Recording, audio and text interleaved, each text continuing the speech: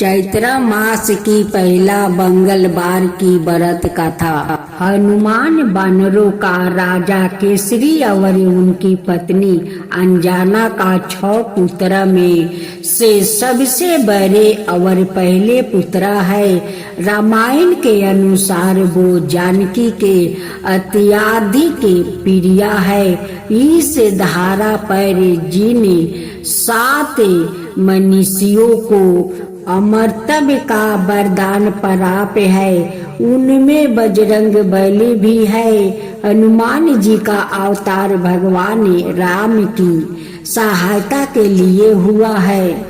अब सुने हनुमान जी की कथा। राम भक्त हनुमान जी को कलयुग का सबसे प्रभावशाली देवता और भगवान शिव का 11वां रुद्र अवतार माना जाता है।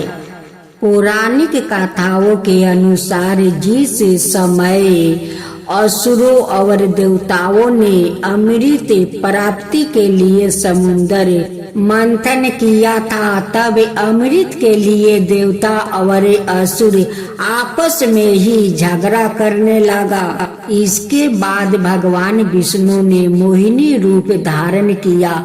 जब भगवान शिव ने भगवान विष्णु के मोहिनी रूप को देखा तो भगवान शंकर वासना में लीप हो गए। उस समय भगवान शिव ने अपने वीर्य का त्याग कर दिया। उस वीर्य को पवन देव ने अंजना का गर्भ में स्थापित कर दिया, जिसके बाद चैत्र पूर्णिमा को माता अंजना का गर्भ से हनुमान जी ने जन्म लिया था। वानर राज केसरी और अंजना ने भगवान शिव की घोर तपस्या की थी। उनकी तपस्या से प्रसन्न होकर भगवान शिव ने उन्हें वरदान दिया था कि वो अंजना का कोख से जन्म लेगा। हनुमान जी को बाहु पुत्र भी कहा जाता है, क्योंकि जिस समय हनुमान जी ने सूर्य को निगल लिया था उस समय इंद्र ने उन पर वज्र से प्रहार किया था, जिसके बाद पवन देव ने तीनों लोकों से बाहु का परिवाह बंद कर दिया था। इसके बाद सभी देवताओं ने हनुमान जी को आशीर्वाद दिया था। माँ सीता की जय हो, माँ सीता की जय हो। यह कहानी सीता माता कहती थी और श्री राम इसे सुना करते थे। एक दिन श्री राम भगवान को किसी काम के लिए बाहर जाना पड़ा, तो सीता माता कहने लगी कि भगवान, मेरा तो 12 वर्ष का नित्य नियम है। अब आप बाहर जाएंगे तो मैं अपनी कहानी किसे सुनाऊंगी। श्री राम ने कहा कि तुम कुएं की पल पर जाकर बैठना जाना और वहाँ जो औरत पानी भरने आएगी उन्हें अपनी कहानी सुना देना। सीता माता कुएं की पल पर जाकर बैठ जाती है। एक स्त्री आई, उसने रेशम की जरी की साड़ी पहन रखी थी और सोने का घारा ले रखा था। सीता माता उसे देख कहती है कि बहन, मेरे 12 वर्ष का नित्य नियम सुन लो। पर वो स्त्री बोली कि मैं तुम्हारी नित्य नियम सुनूंगी तो मुझे घर जाने में देर हो जाएगी और मेरी सासू मुझसे लड़ेगी। उसने कहानी नहीं सुनी और चली गई। उसकी रेशम जरी की साड़ी फट गई। सोने का घारा मिट्टी के घड़े में बदल गया। सास ने देखा तो पूछा कि यह किसका दोष अपने सिर पर लेकर आ गई है। बहू ने कहा कि कुएं पर एक औरत बैठी थी। उसने कहानी सुनने के लिए कहा, लेकिन मैंने सुनी नहीं, जिसका कारण यह फल मिला है। बहू की बात सुनकर अगले दिन वही सारी और घारा लेकर सासू कुएं के पल पर गई। सास को वही माता सीता बैठी मिली तो माता सीता ने कहा कि बहन, मेरी कहानी सुन लीजिए। सास बोली कि एक बार छोड़ मैं तो 4 बार कहानी सुनूंगी।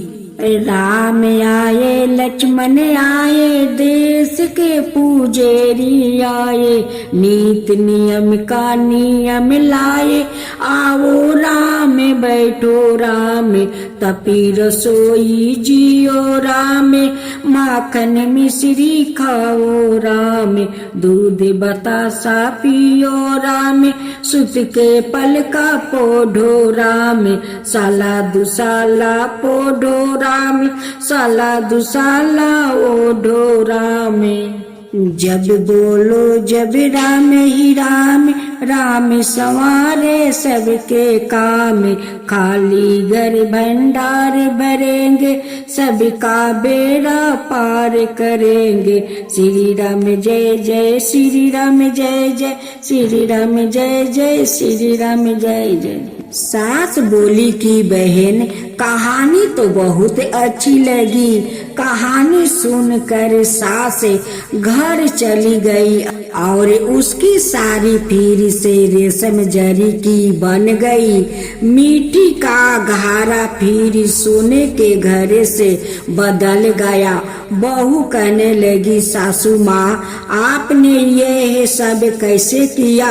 सास ने कहा कि बहू, तू दोष लगा के आ गई थी और मैं अब दोष उतार कर आ रही हूँ। बहू ने फिर पूछा कि यह कुएं वाली स्त्री कौन है? सासू बोली कि वो सीता माता थी। वो पुराने से नया कर देती है, खाली घर भंडार भर देती है। वो लक्ष्मी जी का वास घर में कर देती है। आदमी की जो भी इच्छा हो उसे पूरा कर देती है। बहू बोली कि ऐसी कहानी मुझे भी सुना दो। सासू बोली कि ठीक है, तुम भी सुनो। और सास ने कहानी शुरू की।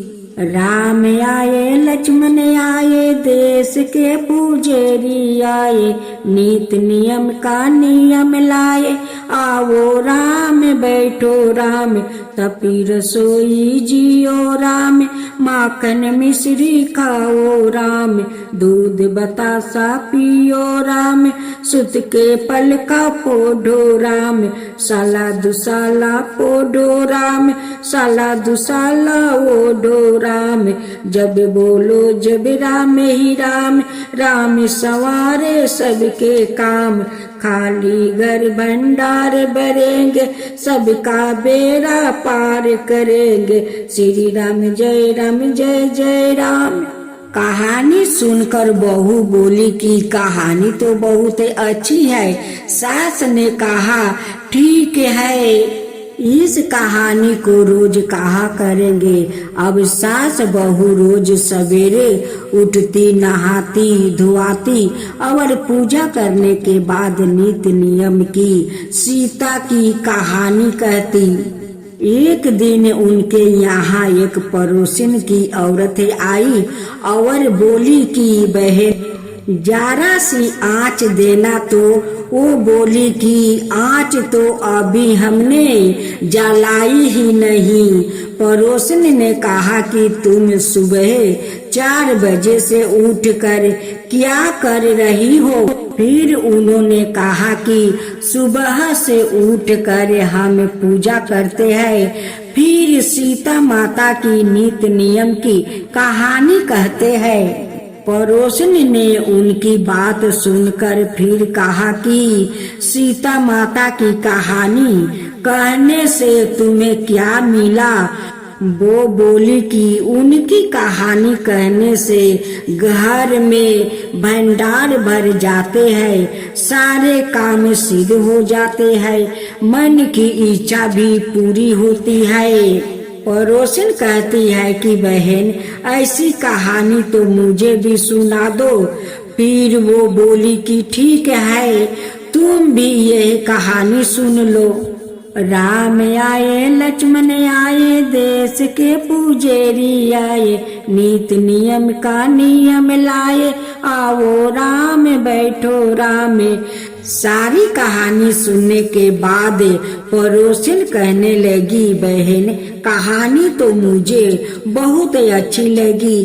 अब वो पड़ोसिन भी नीत नियम सीता माता की कहानी कहने लगी। कहानी कहने से सीता माता ने पड़ोसिन के भी भंडार भर दे दिया। अब तो पूरे मोहल्ले में नीत नियम की गाथा चल पड़ी, हर किसी की मनोकामनाएं पूर्ण होने लगी। हे सीता माता, जैसे आपने उनके भंडार भरे, वैसे ही आप हमारे भी भंडार भरना, कहानी सुनने वाले के भी और कहानी कहने वाले के भी।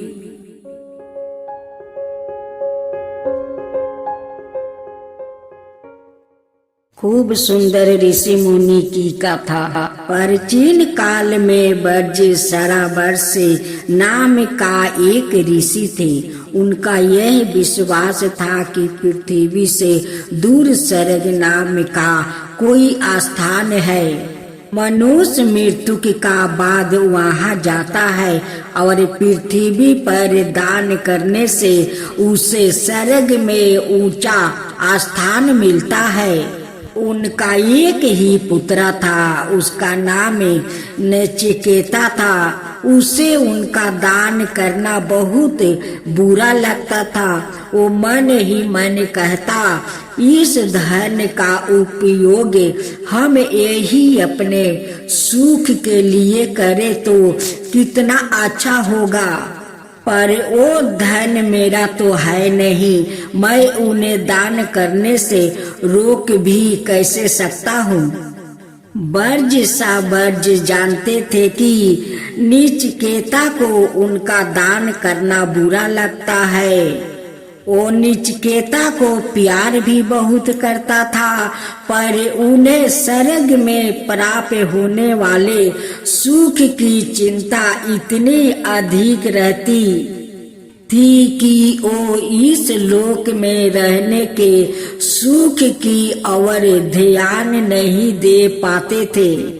एक बार ब्रज सवर्ज ने 100 गाये इंद्र देवता के नाम पर एक ब्राह्मण को दान दे दिया।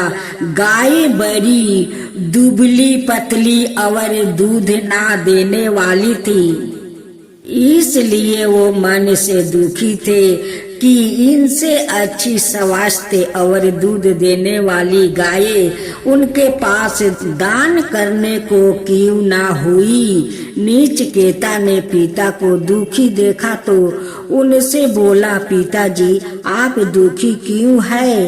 आपके पास तो उन गायों से अधिक मूल्यवान चीज है, आप उसे भी दान क्यों नहीं कर देते हैं? ब्रज सवर्ज ने पूछा, वो क्यों? नचिकेता ने कहा, वो मैं हूँ। ब्रज सवर्ज ने झुंझलाकर कहा, जो मैंने तुम्हें भी दान किया है। नचिकेता ने पूछा, किसे? ब्रज सवर्ज ने बोला, यम को। नचिकेता उसी समय घर छोड़कर मृत्यु के देवता यम की खोज में चल दिया। वो मृत्यु से डरता था, फिर भी उसे सोचा, इससे पहले भी लोगों दुनिया में मरते रहे हैं और इससे आगे भी मरते रहेंगे, इसलिए मौत से डर किस बात का। चलते चलते नचिकेता यम के द्वार तक पहुंच गया। वहां उसे मालूम हुआ कि यम कहीं बाहर गए हुए हैं, 3 दिन बाद लौटेंगे। वो 3 दिन तक उनके द्वार पर पड़ा रहा, उनके लौटने की प्रतीक्षा करता रहा। जब यम लौट कर आए तो उन्होंने उससे पूछा, तुम कौन हो, यहाँ कैसे आना हुआ है? नचिकेता ने कहा, मेरे पिता ने मुझे आपको दान दिया है, अब मैं यही रहूंगा। यम बोले, दान दान कैसा दान? दान का तो 2 पक्ष होते हैं, एक देने वाला और एक लेने वाला। जहाँ लेने वाला कोई मौजूद ना हो वहाँ दान कैसा देते हैं? नचिकेता ने यम से बहुत तर्क किया, पर वो किसी तरह उसे अपने साथ रहने को तैयार नहीं हुए। आखिर उसे अपने घर लौट कर आ नहीं पारा। पिता ने उसे देखा तो वह आश्चर्य में पड़ कर रह गए। उन्होंने नचिकेता के लौट आने से मन में खुशी तो बहुत हुई, पर बोले, मैंने तो तुम्हें दान कर दिया था, फिर तुम लौट कैसे आए? नचिकेता ने कहा, देवता किसी का दान नहीं लेते हैं। उसने यम से बात हुई, सारी बातें कह सुनाई। वर्ज सा वर्ज के अपने विश्वास में फिर भी कोई कमी नहीं आई। वो पहले की तरह ही दान करते रहे।